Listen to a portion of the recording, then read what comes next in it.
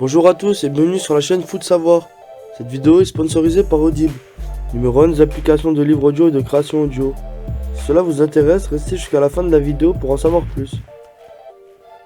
Première étape de la digestion, la bouche est souvent décrite par la médecine comme le premier estomac, où les aliments doivent être correctement mâchés pour simplifier le travail des autres organes.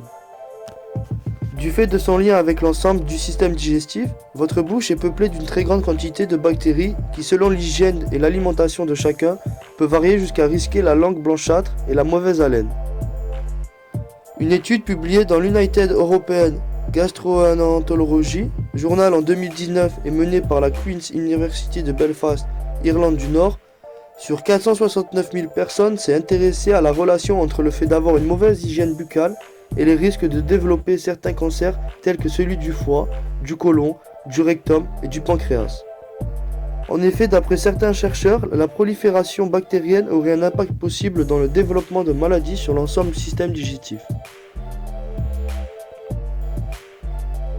Les résultats de cette étude permettent de constater une tendance entre une mauvaise hygiène buccale et le développement de cancers tels que la carcinome hépatocellulaire, principale variante du cancer du foie, ainsi que le cancer du canal hépatobiliaire.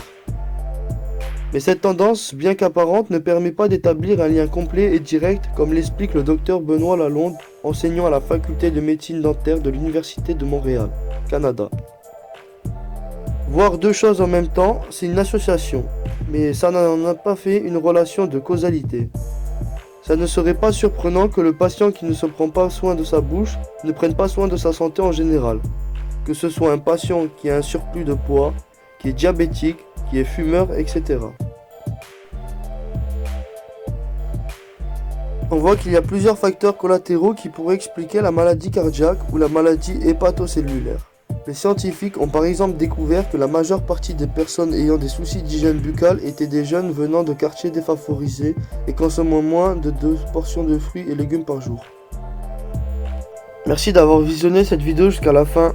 Si tu as soif de savoir, de connaissances et que tu vas apprendre tout en te divertissant, les plus de 400 000 livres et enregistrements audibles sur tous sujets confondus sont faits pour que tu puisses t'instruire et suivre tes activités en même temps. Si tu es intéressé ou que tu veux simplement soutenir notre chaîne, je t'invite à cliquer sur le lien en description et à prendre ta période d'essai gratuite pendant un mois.